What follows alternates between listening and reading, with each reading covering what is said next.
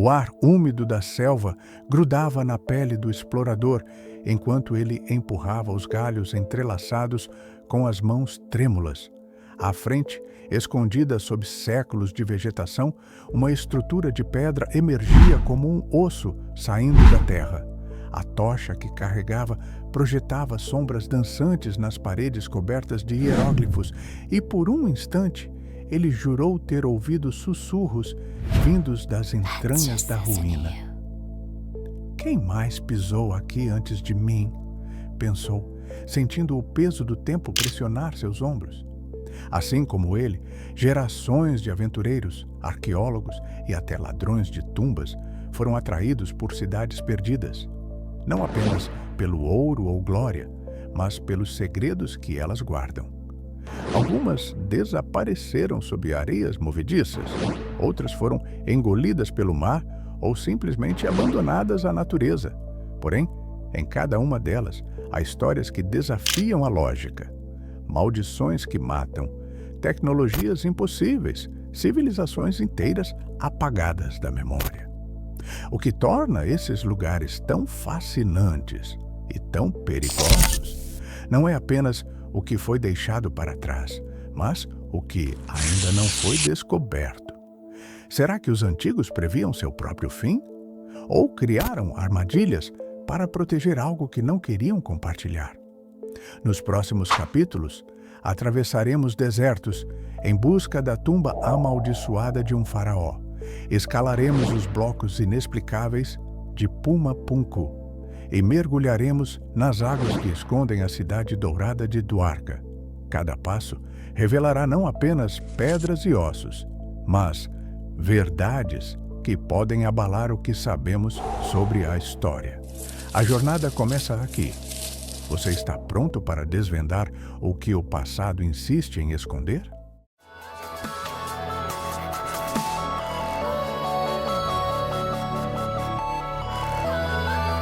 A lâmpada de óleo tremulava na escuridão da tumba, projetando sombras alongadas nas paredes pintadas com deuses de cabeça de animal. Howard Carter ergueu o cinzel com mãos que mal conseguia controlar. Que coisa maravilhosa! Sussurrou Lord Carnarvon enquanto o último selo de argila se desfazia sob o golpe. A porta de 3.300 anos finalmente se abria, revelando um vislumbre do que estava além. Estátuas douradas, móveis incrustados de pedras preciosas e, ao centro, um sarcófago intocado. Era 26 de novembro de 1922 e a tumba de Tutankhamon acabara de ser violada. Dentro da câmara, um objeto chamou a atenção imediatamente.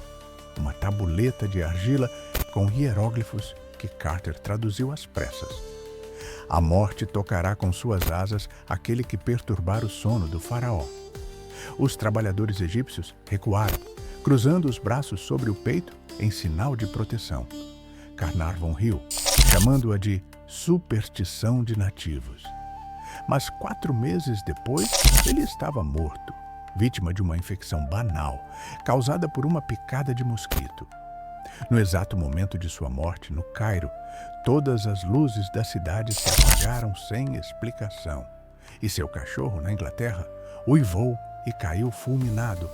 Nos anos seguintes, a maldição parecia ganhar vida. Arthur Mace, membro da equipe, morreu em um hotel sem causa aparente. George J. Gould, visitante da tumba, sucumbiu a uma febre misteriosa. Richard Bethel, secretário de Carter, foi encontrado morto em seu quarto.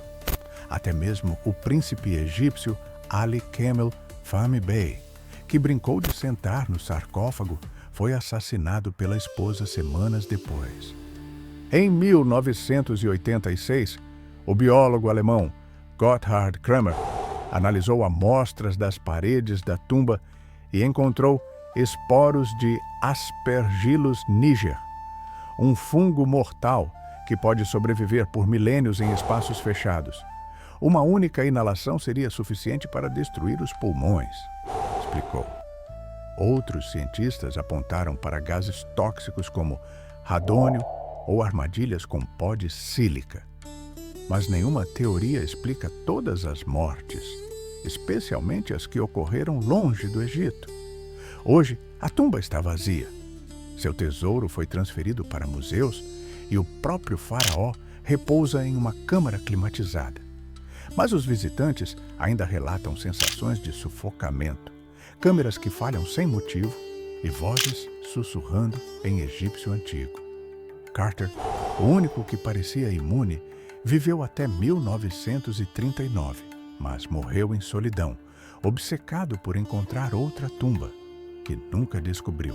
Talvez algumas portas devam permanecer fechadas, escreveu em seu diário. O vento cortante do altiplano boliviano assobiava entre as ruínas de pedra, enquanto a arqueóloga Maria Fernandes passava os dedos sobre a superfície lisa, como o vidro de um bloco de andesita. A peça, que pesava mais de 130 toneladas, estava perfeitamente encaixada em outras pedras gigantescas, sem vestígios de argamassa, sem marcas de ferramentas, apenas cortes tão precisos que nem uma lâmina de barbear conseguiria deslizar entre as juntas. Como? Ela sussurrou, sentindo o frio da pedra queimando sua pele. Como eles fizeram isso há 1500 anos? Puma Punku, parte do complexo de Tiwanaku, é um quebra-cabeça que desafia tudo o que sabemos sobre culturas antigas. Suas características mais intrigantes incluem blocos H-shaped, pedras com encaixes geométricos perfeitos, como peças de Lego gigantes, cortadas com ângulos de 90 graus impossíveis para ferramentas da época. Furos perfurados. Orifícios cilíndricos talhados com precisão milimétrica, como se feitos por brocas industriais. Transporte inexplicável. A andesita veio de uma pedreira a 80 quilômetros de distância, em uma região sem animais de carga ou rodas. O antropólogo David Childress sugere que os tiwanacos dominavam uma forma avançada de corte por vibração sônica, usando ferramentas com cristais quartzosos. O problema é que não há evidências arqueológicas dessas ferramentas.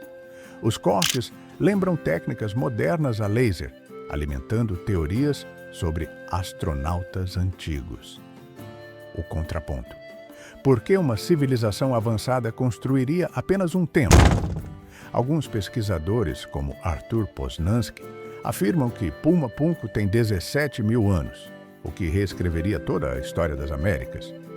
O maior mistério não está nas pedras, mas no desaparecimento dos tiwanacos. Por volta de 1000 depois de Cristo, a cidade foi abandonada sem sinais de guerra ou desastre. Os incas, que chegaram séculos depois, acreditavam que Puma Punku era obra dos deuses.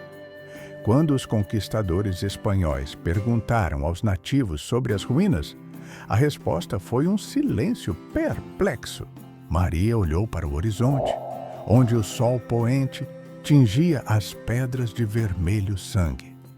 Algures naquelas ruínas havia uma resposta, talvez uma que a humanidade não estivesse pronta para ouvir. O mar da costa do Gujarat, na Índia, estava excepcionalmente calmo naquela manhã, quando o mergulhador Rakesh Sharma desceu às águas turvas. Seu farolete cortou a escuridão, revelando algo que fez seu coração acelerar. Uma estrutura de pedra retangular, coberta por séculos de sedimentos, mas inegavelmente feita por mãos humanas, enquanto seus dedos traçavam os entalhes de uma suástica antiga. Símbolo sagrado do deus Krishna, uma corrente repentina puxou seu corpo, como se o próprio oceano tentasse expulsá-lo dali. Dwarka, ele pensou, lembrando-se das lendas que seu avô contava. A cidade que o mar engoliu em um dia. Segundo o Mahabharata, texto sagrado de 4000 anos, Dwarka era uma metrópole dourada, protegida por muralhas de cristal e habitada por 900 palácios. Governada por Krishna, a cidade teria afundado nas águas após uma maldição lançada pelo sábio Durvasa. Por séculos, historiadores consideraram o relato uma alegoria, até que, em 1983, arqueólogos marinhos descobriram muralhas submersas, a 12 metros de profundidade, com 600 metros de extensão.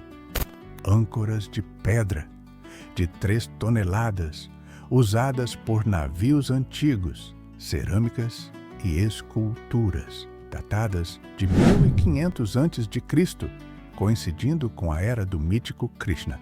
Em 2015, uma análise de sedimentos revelou que a região sofreu um mega-tsunami por volta de 3.000 anos atrás, possivelmente causado por um terremoto no Mar Arábico.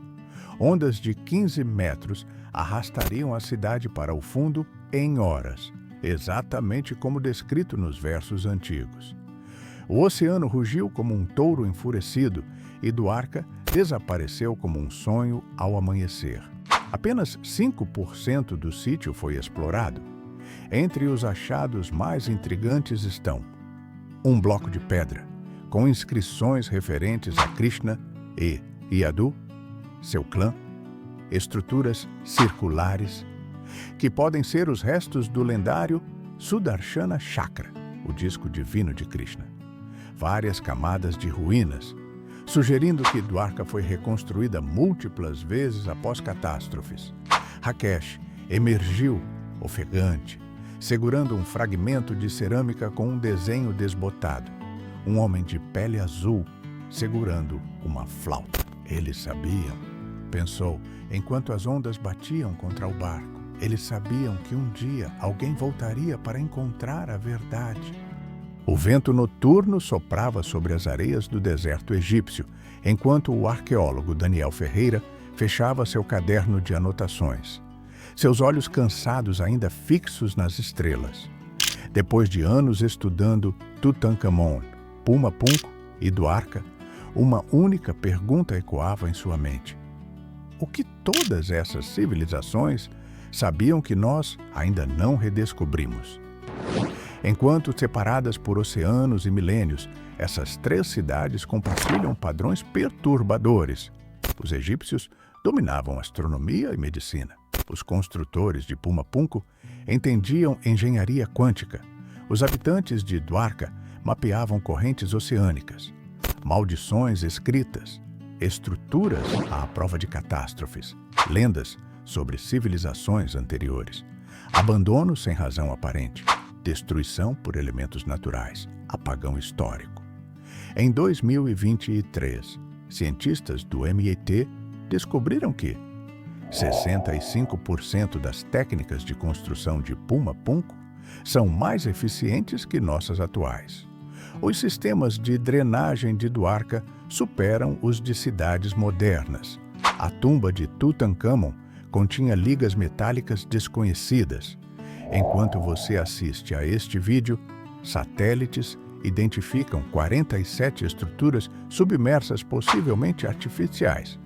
IA decifra 30% dos textos considerados indecifráveis. Novas tecnologias revelam câmaras ocultas nas pirâmides. Se você gostou do conteúdo, não esqueça de se inscrever no canal Primeiro Protagonista e de deixar aquele like. O passado não está morto. Daniel escreveu em seu diário. Está apenas esperando o momento certo para nos contar seus segredos.